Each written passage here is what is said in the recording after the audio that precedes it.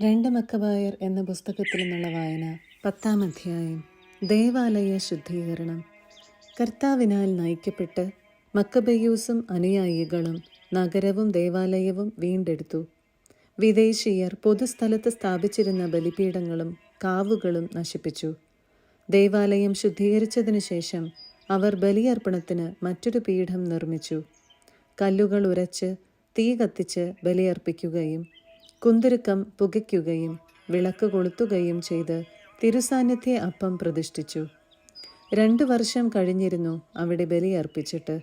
അവർ സാഷ്ടാംഗം വീണ്, ഇത്തരം ദുരിതങ്ങൾ മേലിൽ തങ്ങൾക്ക് വരുത്തരുതേ എന്നും എപ്പോഴെങ്കിലും പാപം ചെയ്താൽ ക്ഷമാപൂർവം ശിക്ഷണം നൽകി രക്ഷിക്കണമേ എന്നും തങ്ങളെ ദൈവദൂഷകരും കിരാതരുമായ ജനതകൾക്ക് ഏൽപ്പിച്ചു കൊടുക്കരുതേ എന്നും കർത്താവിനോട് പ്രാർത്ഥിച്ചു. വിദേശീയർ ദേവാലയം അശുദ്ധമാക്കിയ അതേ ദിവസം, അതായത് കിസ്ലേവ് മാസം 25-ാം ദിവസം ദേവാലയ ശുദ്ധീകരണം നടന്നു. അവർ അത് കൂടാര തിരുനാളിൻ്റെ മാതൃകയിൽ ആനന്ദത്തോടും ആർഭാടത്തോടും കൂടെ 8 ദിവസം ആചരിച്ചു. കൂടാര തിരുനാളുകളിൽ ചെയ്തിരുന്നതുപോലെ തങ്ങൾ മലകളിലും ഗുഹകളിലും വന്യമൃഗങ്ങളെപ്പോലെ അലഞ്ഞു തിരിഞ്ഞത് അധിക നാൾ മുൻപല്ലെന്ന് അവർ അനുസ്മരിച്ചു.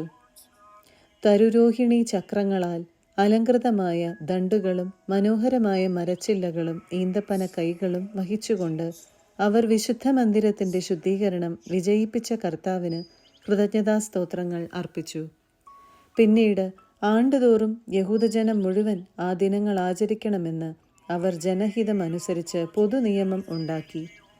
എപ്പിഫാനസ് എന്ന് അറിയപ്പെടുന്ന അന്തിയോക്കസിൻ്റെ കഥ ഇങ്ങനെ അവസാനിച്ചു. അന്തിയോക്കസ് യൂപാത്തോർ. അധർമ്മിയായ ആ മനുഷ്യന്റെ പുത്രനായ അന്തിയോക്കസ് യൂപാത്തോറിന്റെ ഭരണകാലത്ത് സംഭവിച്ച കാര്യങ്ങളും യുദ്ധക്കെടുതികളിൽ മുഖ്യമായവയുടെ സംക്ഷിപ്തമായ വിവരണവുമാണ് ഞങ്ങൾ ഇനി പറയുന്നത്. ഇവൻ രാജാവായ ഉടനെ ലിസിയാസ് എന്നൊരുവനെ ദക്ഷിണ സിറിയായുടെയും ഫെനീഷ്യയുടെയും അധിപനായി നിയമിച്ചു. മക്രോൺ എന്ന് വിളിക്കപ്പെടുന്ന ടോളമി യഹൂദർക്ക് അനുഭവിക്കേണ്ടി വന്ന യാതനകൾ ഓർത്ത് അവരോട് നീതി പ്രവർത്തിക്കുന്നതിൽ മുൻപനായി. അവരുമായി സമാധാനപരമായ ബന്ധങ്ങൾ സ്ഥാപിക്കാൻ ഉദ്യമിച്ചു. തൽഫലമായി രാജമിത്രങ്ങൾ അവനെ യൂപാത്തോറിൻ്റെ മുൻപിൽ കുറ്റപ്പെടുത്തി. ഫിലോമെത്തോർ ഏൽപ്പിച്ചിരുന്ന സൈപ്രസ് വിട്ട് അന്തിയോക്കസ് എപ്പിഫാനസിൻ്റെ പക്ഷം ചേർന്നതുകൊണ്ട് തന്നെ എല്ലാവരും രാജദ്രോഹിയെന്ന് വിളിക്കുന്നത് അവൻ കേട്ടു. തൻ്റെ സ്ഥാനത്തിനു ചേർന്ന ആദരം ആർജിക്കാൻ കഴിയാതെ വന്നതുകൊണ്ട് അവൻ വിഷം കഴിച്ച് ജീവിതം അവസാനിപ്പിച്ചു. ഗോർജിയാസ് അവിടുത്തെ ഭരണാധിപനായപ്പോൾ ഒരു കൂലി പട്ടാളത്തെ ശേഖരിച്ച് യഹൂദരോട് യുദ്ധം നടത്തിക്കൊണ്ടിരുന്നു. പ്രധാനമായ കോട്ടകൾ കൈയടക്കിയ ഇതുമേയരും യഹൂദരെ അലട്ടി. അവർ ജെറുസലേമിൽ നിന്ന് ബഹിഷ്കൃതരാകുന്നവരെ സ്വാഗതം ചെയ്യുകയും യുദ്ധം തുടരാൻ ശ്രമിക്കുകയും ചെയ്തു. മക്കബെയൂസും അനുചരന്മാരും പരസ്യ പ്രാർത്ഥന നടത്തി തങ്ങളോടൊപ്പം യുദ്ധം ചെയ്യണമെന്ന് ദൈവത്തോട് യാചിച്ചുകൊണ്ട് ഇതുമേയരുടെ കോട്ടകളിലേക്ക് പാഞ്ഞു ചെന്നു. ശക്തിയോടെ ആക്രമിച്ച് ആ സ്ഥലങ്ങൾ കൈവശപ്പെടുത്തുകയും കോട്ടകളിൽ നിന്ന് പോരാടിയവരെ തുരത്തുകയും നേരിട്ടെതിർത്തവരെ വധിക്കുകയും ചെയ്തു. 20,000-ൽ കുറയാത്ത പടയാളികൾ കൊല്ലപ്പെട്ടു. ഉപരോധം ചെറുക്കാൻ സജ്ജമാക്കിയിരുന്ന 2 ബലിഷ്ഠ ഗോപുരങ്ങളിലായി 9,000-ൽ പരം ആളുകൾ അഭയം പ്രാപിച്ചു. മക്കബെയൂസ് അവരെ ആക്രമിക്കുന്നതിന് മതിയായ ഒരു സേനയോടുകൂടെ ശിമയോനെയും ജോസഫിനെയും ഒപ്പം സക്കേവൂസിനെയും അവൻ്റെ ആളുകളെയും അവിടെ നിർത്തി. തൻ്റെ സാന്നിധ്യം അത്യന്താപേക്ഷിതമായ സ്ഥലങ്ങളിലേക്ക് അവൻ പുറപ്പെട്ടു. എന്നാൽ ശിമയോനോടുകൂടെ ഉണ്ടായിരുന്ന പണക്കൊതിയന്മാരായ ആളുകൾക്ക് ഗോപുരങ്ങളിലുണ്ടായിരുന്ന ചിലർ കൈക്കൂലി കൊടുക്കുകയും 70,000 ദ്രാഖ്മ കൈപ്പറ്റി അവരിൽ ചിലർ രക്ഷപ്പെടുന്നതിന് അവർ അനുവദിക്കുകയും ചെയ്തു. ഈ വാർത്ത മക്കബെയൂസിൻ്റെ അടുത്തെത്തി. അവൻ ജനനേതാക്കളെ വിളിച്ചുകൂട്ടി ആ ദുരാഗ്രഹികൾ തങ്ങളുടെ സഹോദരന്മാരെ വിറ്റു എന്നും അവർക്കെതിരെ ശത്രുക്കളെ സ്വതന്ത്രരാക്കി വിട്ടു എന്നും കുറ്റപ്പെടുത്തി. അനന്തരം അവൻ ആ ദ്രോഹികളെ വധിക്കുകയും വേഗം 2 ഗോപുരങ്ങളും പിടിച്ചടക്കുകയും ചെയ്തു. താൻ ഏറ്റെടുത്ത യുദ്ധങ്ങളിലെല്ലാം വിജയം വരിച്ച മക്കബെയൂസ് 2 ഗോപുരങ്ങളിലുമായി 20,000-ൽ പരം ആളുകളെ വധിച്ചു. യഹൂദർ മുൻപ് തോൽപ്പിച്ചോടിച്ച തിമോഥെയൂസ് വലിയൊരു കൂലിപ്പടയെയും ഏഷ്യയിൽ നിന്ന് വലിയൊരു കുതിരപ്പടയെയും ശേഖരിച്ച് യൂദയ പിടിച്ചടക്കാൻ വേണ്ടി പട നീക്കി. അപ്പോൾ മക്കബേയൂസും അനുയായികളും ശിരസിൽ പൂഴി വിതറി അരയിൽ ചാക്കു ചുറ്റി ദൈവത്തോട് യാചിച്ചു. ബലിപീഠത്തിന്റെ മുൻപിലുള്ള സോപാനത്തിൽ സാഷ്ടാംഗം വീണ് നിയമങ്ങളിൽ പറഞ്ഞിരിക്കുന്നത് പോലെ തങ്ങളോട് ദയ കാണിക്കണമെന്നും തങ്ങളുടെ ശത്രുക്കൾക്ക് ശത്രുവും എതിരാളികൾക്ക് എതിരാളിയും ആയിരിക്കണമെന്നും അവർ അവിടുത്തോട് പ്രാർത്ഥിച്ചു. അനന്തരം എഴുന്നേറ്റ് ആയുധങ്ങൾ ധരിച്ച് നഗരത്തിൽ നിന്ന് കുറേ ദൂരം മുൻപോട്ട് നീങ്ങി. ശത്രുസങ്കേതം സമീപിച്ചപ്പോൾ നിന്നു. പ്രഭാതമായതോടെ ഇരു സൈന്യങ്ങളും ഏറ്റുമുട്ടി.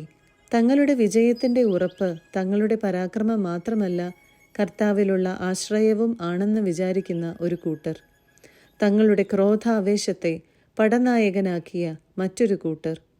യുദ്ധം മുറുകിയപ്പോൾ സ്വർണ്ണ കടിഞ്ഞാണിട്ട കുതിരകളുടെ പുറത്ത് തേജസ്വികളായ 5 പേർ ആകാശത്ത് നിന്ന് വരുന്നത് ശത്രുക്കൾ കണ്ടു.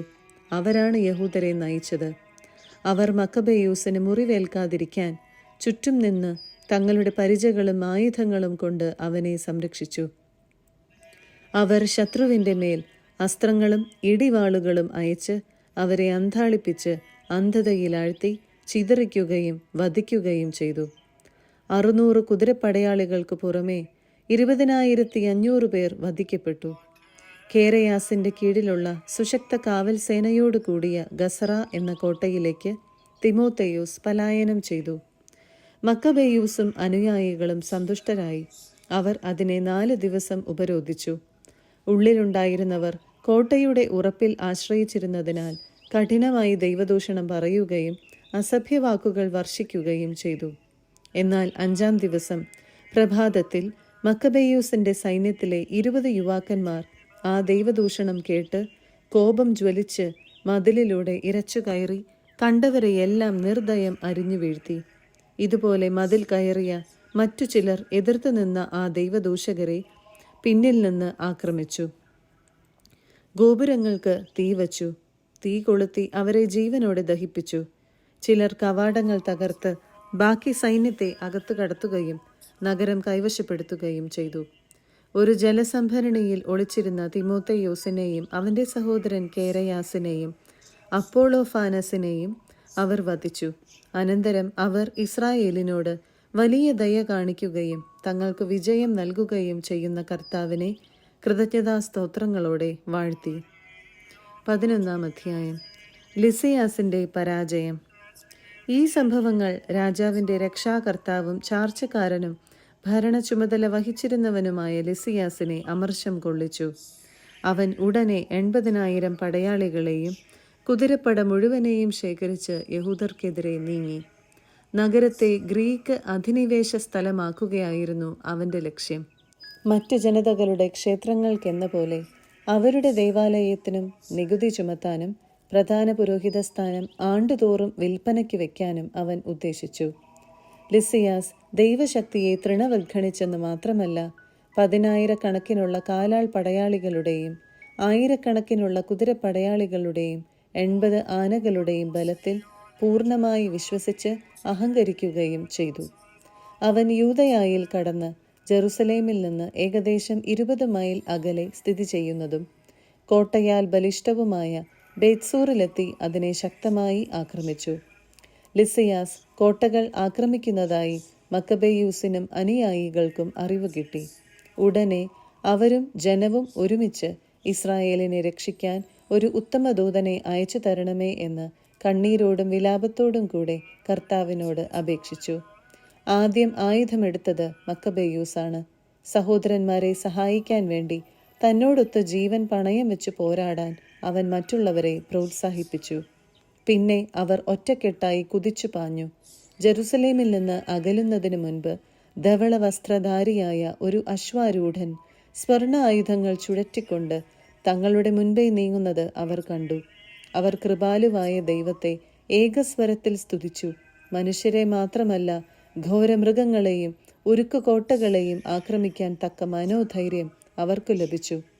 കർത്താവിൻ്റെ കൃപാകടാക്ഷമുണ്ടായിരുന്നതിനാൽ സ്വർഗീയ സഹായകനോടൊപ്പം യുദ്ധസജ്ജരായി അവർ മുന്നേറി. ശത്രുക്കളുടെ മേൽ സിംഹങ്ങളെപ്പോലെ ചാടി വീണ് 11,000 കാലാൾ പടയാളികളെയും 1,600 കുതിരപ്പടയാളികളെയും അവർ വധിച്ചു. അവശേഷിച്ചവരെ പലായനം ചെയ്യിച്ചു.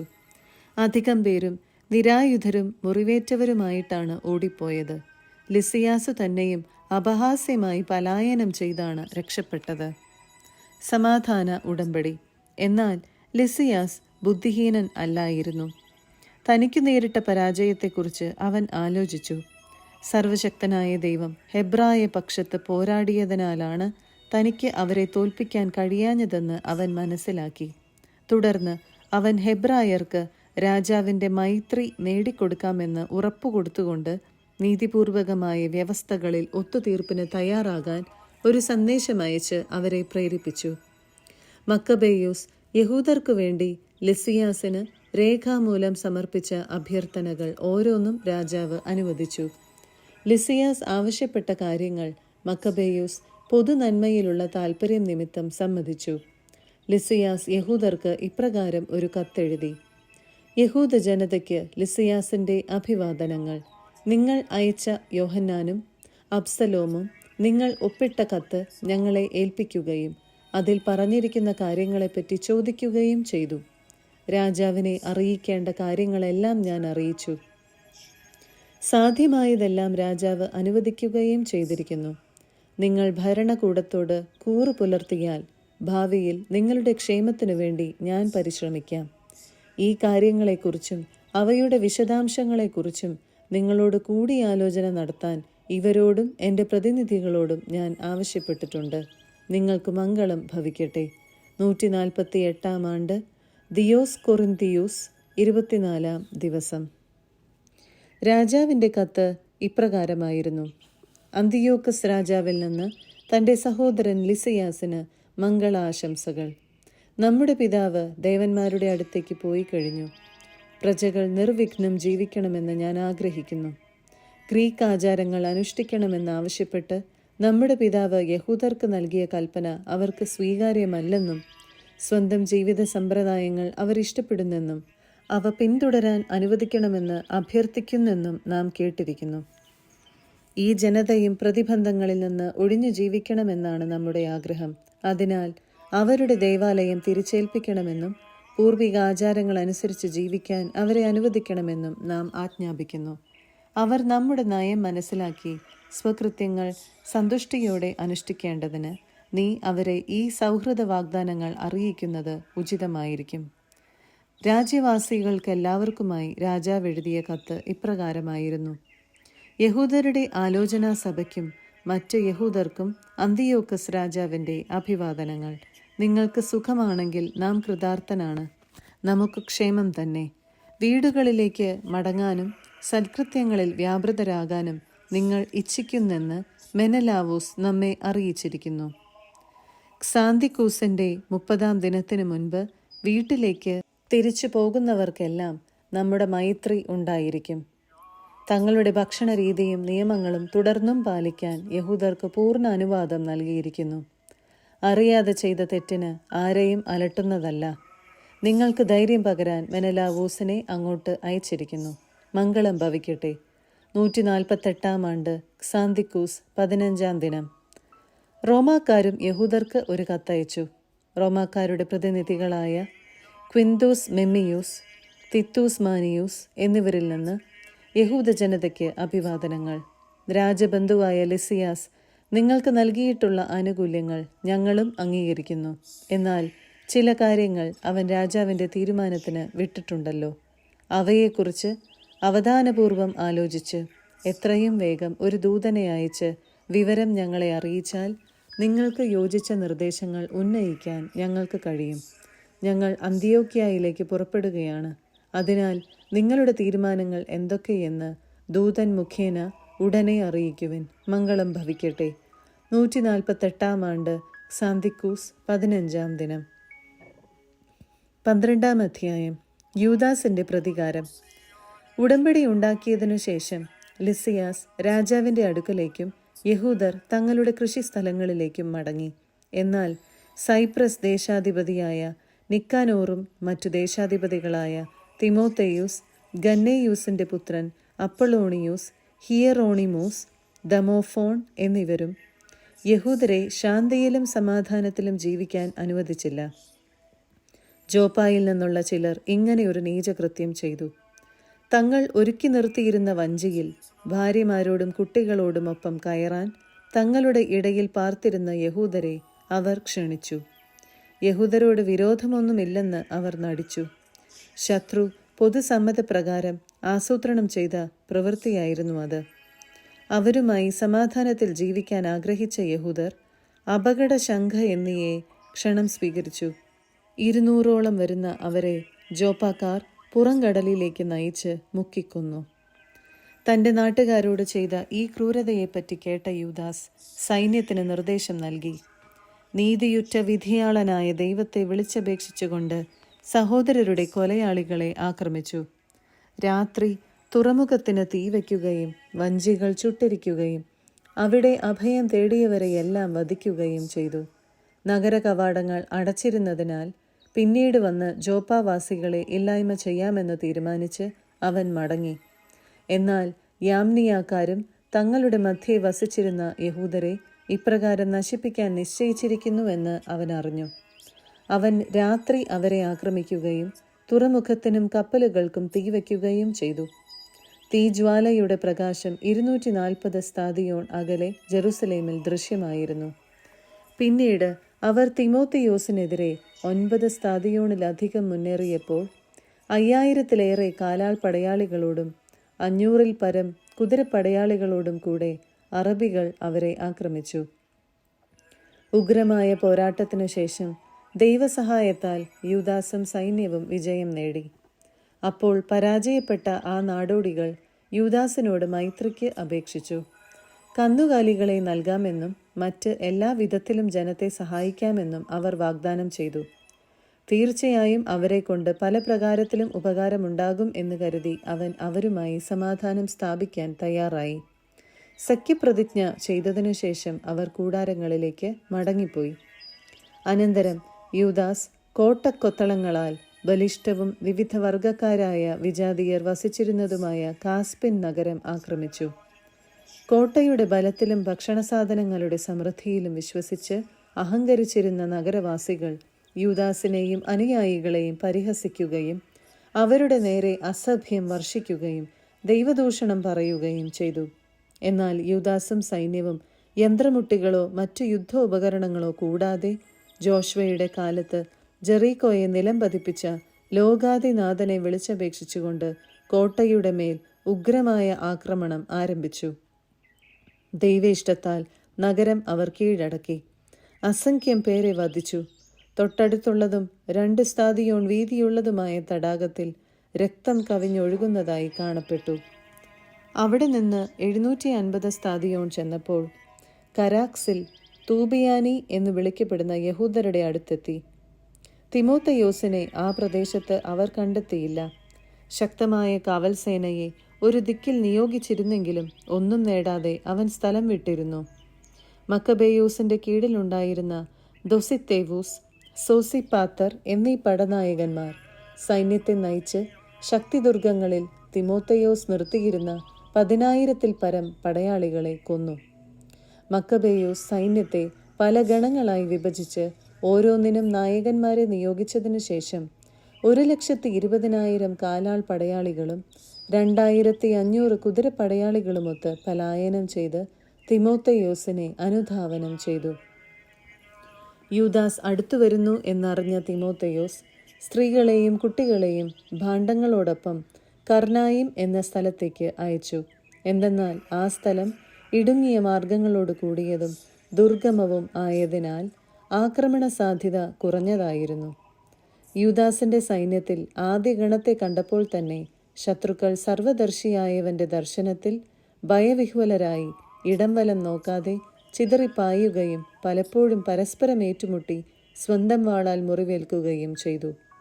യൂദാസ് ആവേശപൂർവം പിന്തുടർന്ന് ആ പാപികളെ വാളിനിരയാക്കി. 30,000-ഓളം പേർ വധിക്കപ്പെട്ടു. ദൊസിത്തേവൂസിന്റെയും സോസിപ്പാത്തറിന്റെയും സൈന്യത്തിന്റെ പിടിയിൽ തിമോത്തയോസ് അകപ്പെട്ടു. എന്നാൽ അവൻ അവരിൽ പലരുടെയും മാതാപിതാക്കളും ചിലരുടെ സഹോദരരും തൻ്റെ അധീനതയിലുണ്ടെന്നും അവർക്ക് ഒരു പരിഗണനയും ലഭിക്കുകയില്ലെന്നും കൗശലപൂർവ്വം വ്യാജം പറഞ്ഞ് തന്നെ സുരക്ഷിതനായി വിട്ടയക്കണമെന്ന് അപേക്ഷിച്ചു. തങ്ങളുടെ സഹോദരരെ സുരക്ഷിതമായി തിരിച്ചേൽപ്പിക്കാമെന്ന് തിമോഥെയോസ് ഉറപ്പുകൊടുത്തതിനാൽ അവരുടെ രക്ഷയെ ഓർത്ത് അവനെ അവർ വിട്ടയച്ചു. അനന്തരം യൂദാസ് കർണായിമിനും അദർഗാത്തിസ് ക്ഷേത്രത്തിനുമെതിരെ പടനയിച്ച് 25,000 പേരെ വധിച്ചു. ഇവരെ നശിപ്പിച്ചതിനു ശേഷം അവൻ വിവിധ വർഗക്കാരായ ആളുകളോട് കൂടെ ലിസിയാസ് പാർത്തിരുന്ന സുരക്ഷിത നഗരമായ എഫ്രോണിന് എതിരെ നീങ്ങി. കോട്ടയുടെ രക്ഷയ്ക്ക് നിലകൊണ്ടിരുന്ന ധീരരായ യുവാക്കൾ ശക്തമായി എതിർത്തു. അവിടെ യുദ്ധ ഉപകരണങ്ങളും ചുഴറ്റുചക്രങ്ങളും ധാരാളമായി ശേഖരിച്ചു വച്ചിരുന്നു. എന്നാൽ യഹൂദർ ശത്രുബലം തകർക്കുന്ന സർവശക്തനെ വിളിച്ചപേക്ഷിച്ച് നഗരം കീഴടക്കി അവിടെയുണ്ടായിരുന്നവരിൽ 25,000 പേരെ വധിച്ചു. അനന്തരം അവിടെ നിന്ന് പുറപ്പെട്ട് അവർ ജെറുസലേമിന് 600 സ്താദിയോൺ അകലെയുള്ള സ്കിത്തോപോളിസിലേക്ക് തിടുക്കത്തിൽ പോയി. അവിടെ താമസിച്ചിരുന്ന യഹൂദർ സ്കിത്തോപോളിസിലെ ജനങ്ങൾ തങ്ങളോട് കാണിച്ച സന്മനസ്സിനും കഷ്ടകാലങ്ങളിൽ തങ്ങൾക്ക് നൽകിയ പരിചരണത്തിനും സാക്ഷ്യം നൽകി. അതിനാൽ അവർക്ക് നന്ദി പ്രകാശിപ്പിക്കുകയും ഭാവിയിലും തങ്ങളുടെ വംശത്തോട് സന്മനസ് കാണിക്കണമെന്ന് അഭ്യർത്ഥിക്കുകയും ചെയ്തതിനു ശേഷം ആഴ്ചകളുടെ തിരുനാൾ ആസന്നമായിരുന്നതിനാൽ ജെറുസലേമിലേക്ക് അവർ മടങ്ങി. പന്തക്കുസ്ത തിരുനാൾ കഴിഞ്ഞ് അതിവേഗം അവർ ഇദുമിയായുടെ അധിപതിയായ ഗോർജിയാസിനെതിരെ നീങ്ങി. അവൻ 3000 കാലാൽ പടയാളികളോടും 400 കുതിരപ്പടയാളികളോടുമൊത്ത് അവർക്കെതിരെ വന്നു.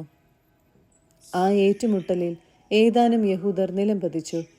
അപ്പോൾ ബക്കനോറിന്റെ അനുയായിയും ബലിഷ്ഠനുമായ ദൊസിത്തേവൂസ് അശ്വാരൂഢനായി വന്ന് ഗൊർജിയാസിനെ കടന്നുപിടിച്ചു. ആ ശപിക്കപ്പെട്ടവനെ ജീവനോടെ സൂക്ഷിക്കണമെന്ന് ആഗ്രഹിച്ച് അവന്റെ മേലങ്കിയിൽ പിടിച്ച് വലിച്ചിഴച്ചു. അപ്പോൾ ത്രാസിയാക്കാരനായ ഒരു കുതിരപ്പടയാളി ചാടി വീണ് ദൊസിത്തേവൂസിന്റെ കരം ഛേദിച്ചു കളഞ്ഞു. ഗോർജിയാസ് രക്ഷപ്പെട്ട് മരീസായിലെത്തി. എസ്ദ്രീസും കൂട്ടരും വളരെ നേരം പോരാടി ക്ഷീണിച്ചപ്പോൾ കർത്താവാണ് തങ്ങളുടെ സഹായകനും യുദ്ധനായകനും എന്ന് തെളിയിക്കാൻ യൂദാസ് അവിടുത്തെ വിളിച്ചപേക്ഷിച്ചു. അനന്തരം അവൻ പിതാക്കന്മാരുടെ ഭാഷയിൽ കീർത്തനങ്ങൾ ആലപിച്ച് പോർവിളി നടത്തിക്കൊണ്ട് അപ്രതീക്ഷിതമായ സമയത്ത് ഗോർജിയോസിന്റെ സേനയെ ആക്രമിച്ച് അവരെ തുരത്തി. മരിച്ചവർക്കു വേണ്ടി ബലി. യൂദാസ് തന്റെ സൈന്യത്തെ വിളിച്ചുകൂട്ടി അതുല്ലാം നഗരത്തിലേക്ക് പോയി. 7-ാം ദിവസം സമീപിച്ചിരുന്നതിനാൽ അവർ മുറപ്രകാരം തങ്ങളെ തന്നെ ശുദ്ധീകരിച്ച് സാബത്ത് ആചരിച്ചു. യുദ്ധത്തിൽ മൃതിയടഞ്ഞവരെ പിതൃകുടീരങ്ങളിൽ അടക്കം ചെയ്യുക ആവശ്യമായിരുന്നതിനാൽ യൂദാസും അനുയായികളും പിറ്റേന്നു തന്നെ ജഡങ്ങൾ എടുത്തു കൊണ്ടുവരാൻ പുറപ്പെട്ടു. അവർ മൃതദേഹങ്ങളുടെ കുപ്പായങ്ങൾക്കിടയിൽ യാമ്നിയായിലെ വിഗ്രഹങ്ങളുടെ ചിഹ്നം ആലേഖനം ചെയ്ത തകിടുകൾ കണ്ടു. യഹൂദർക്ക് ഇത് ധരിക്കുക നിഷിദ്ധമായിരുന്നു. ഇവർ മരിക്കാൻ കാരണം അതാണെന്ന് ഏവർക്കും വ്യക്തമായി. നീതിമാനായ വിധിയാളനും നിഗൂഢമായവയെ വെളിപ്പെടുത്തുന്നവനുമായ കർത്താവിൻ്റെ മാർഗങ്ങളെ അവർ വാഴ്ത്തി. ഇവരുടെ ഈ പാപം തുടച്ചു മാറ്റണമെന്ന് യാചിച്ച് അവർ പ്രാർത്ഥനയിൽ മുഴുകി. പാപം നിമിത്തം മരണത്തിന് ഇരയായവർക്ക് സംഭവിച്ചതെന്തെന്ന് ഒരിക്കൽ കണ്ട ജനത്തോട് പാപത്തിൽ നിന്ന് ഒഴിഞ്ഞു നിൽക്കാൻ വീരപുരുഷനായ യൂദാസ് ഉപദേശിച്ചു.